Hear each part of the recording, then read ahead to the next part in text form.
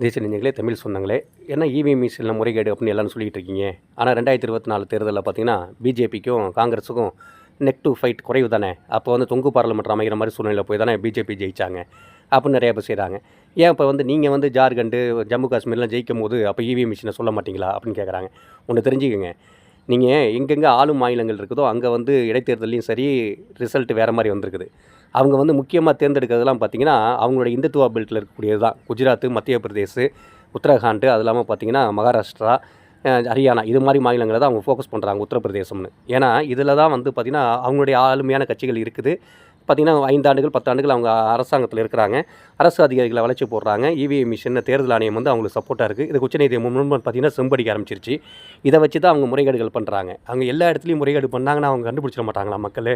இப்போயே வந்து பார்த்திங்கன்னா ஓட்டு வீதங்கள்லாம் மாறுது. இப்போயே வந்து பார்த்திங்கன்னா இப்போ எண்ணக்கூடிய தொகுதிகளில்